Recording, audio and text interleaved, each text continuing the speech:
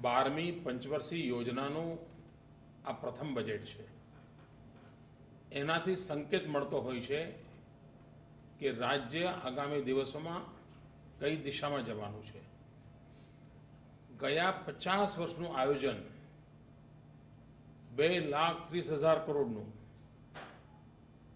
અને આ 5 જ વર્ષનું આયોજન 2,50,000 કરોડનું. સામાન્ય માણસ પણ સમજી શકે કે આ વિકાસની કેટલી મોટી હરણફાળ છે.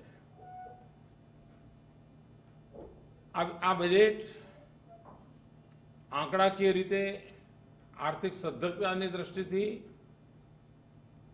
ગુજરાતના ગયા 50 વર્ષના બજેટમાં ખૂબ મોટું શિરમોર અને મહત્વાકાંક્ષી છે.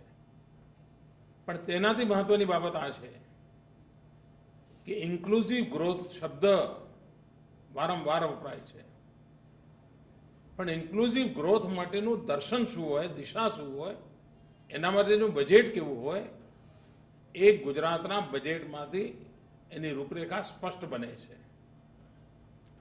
વનબંધુ કલ્યાણ યોજના હોય, શહેરી ગરીબ સમૃદ્ધિ યોજના હોય, સાગર ખેડૂ યોજના હોય, મુખ્યમંત્રી શહેરી વિકાસ યોજના હોય, આગામી 5 વર્ષનું લગભગ 1 લાખ કરોડની ફાળવણી, વનબંધુ કલ્યાણ યોજના માટે 40,000 કરોડની ફાળવણી.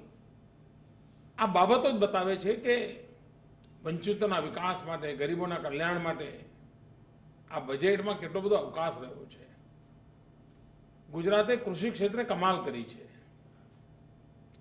એ વધારે સક્ષમ કેવી રીતે બને, સસ્ટેન કેવી રીતે કરે, એ પણ એક મોટી ચેલેન્જ છે.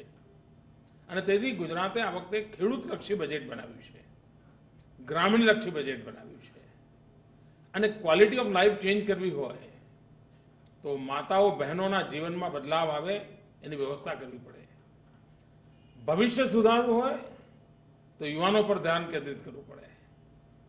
અને તેથી આ બજેટમાં જોવા મળશે કે ખેડૂત હોય, ગામડું હોય, શહેર હોય, ગરીબ હોય, આદિવાસી હોય, દલિત હોય, વંચિત હોય, સૌને માટે વિકાસની અંદર ભાગીદારી સુનિશ્ચિત કરવામાં આવી છે.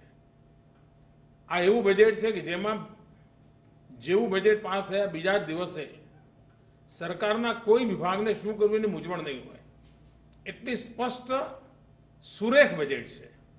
અને આ અર્થમાં આ વિકાસની હરણફાળ ભરનારું બજેટ, ગુજરાતને વિકાસની નવી ઊંચાઈઓ પર લઈ જનારું બજેટ, 21મી સદીનો પહેલો દશકો, અમારું સમગ્ર ધ્યાન પહેલા 5 વર્ષ જૂના ખાડા પૂરવામાં ગયું, બીજા 5 વર્ષ મજબૂત પાયો બનાવવામાં ગયું, અને હવેની શરૂઆત થાય છે ભવ્ય ગુજરાતની સમૃદ્ધ ઇમારતની. આ ભવ્ય અને સમૃદ્ધ ઇમારત ગુજરાતની બને એના દર્શન આ 2,50,000 કરોડ રૂપિયાના આયોજનમાં સ્પષ્ટ દેખાય છે. તો ગુજરાતની આ હરણફાળ ગુજરાતની નવી ઊંચાઈઓ પર લઈ જશે. પ્રત્યેક પરિવારને કલ્યાણકારી યોજનાઓનો લાભ મળે. લગભગ 410 કરોડ રૂપિયાની રાહતો એ નાની સૂની બાબત નથી. અને 410 કરોડની રાહતોમાં ગુજરાતનું કોઈ કુટુંબ એવું નહીં હોય કે જેને આ રાહતનો લાભ નહીં મળે. અને એ અર્થમાં સામાન્યમાં સામાન્ય માનવી આ રાહતોનો લાભાર્થી બન્યો છે. આગામી દિવસોમાં એક જે મુખ્યમંત્રી અમૃતમ યોજના લઈ આવ્યા છીએ, જે ગરીબ પરિવારમાં કોઈ એવી ગંભીર બીમારી આવી જાય, કેન્સર હોય, કિડની હોય, એના માટે કોઈ વ્યવસ્થા નથી. આ 200 કરોડ રૂપિયાની યોજના આ ગરીબો માટે સંજીવની પુરવાર થશે. કારણ ગરીબ પરિવારમાં એક માણસ માંદો પડે, આખા કુટુંબનું અર્થકારણ ખતમ થઈ જતું હોય છે. આના કારણે એક મોટી આશા બંધાશે. સખી મંડળો દ્વારા મહિલાઓને આર્થિક પ્રવૃત્તિમાં જોડવાની, સ્ટેમ્પ ડ્યુટીમાંથી માફી આપવાને કારણે એ લોકો હવે આર્થિક કારોબાર મોટા કરી શકશે. આનો લાભ મોટો મળવાનો છે. આરોગ્યની વાત હોય, હવે આધુનિકતાની પણ વાત છે.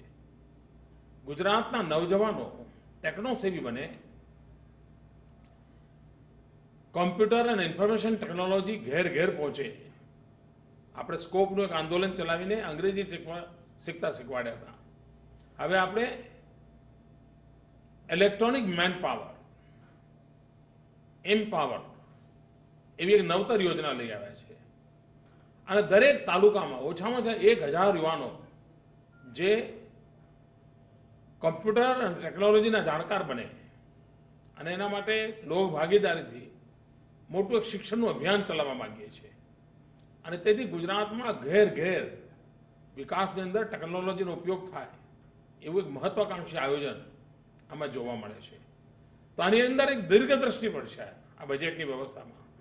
અને આ અર્થમાં ગુજરાતની આવતીકાલને વધુ સમૃદ્ધ બનાવવાનું કામ, ગુજરાતના અર્થતંત્રને વધુ મજબૂત બનાવવાનું કામ, એનો પાયો નાખવાનું કામ આ બજેટ કરી રહ્યું છે. 10 વર્ષ અને આગામી 5 વર્ષ એટલે સમૃદ્ધ ગુજરાત, આ સ્પષ્ટ સંકેતો આ બજેટમાં મળે છે.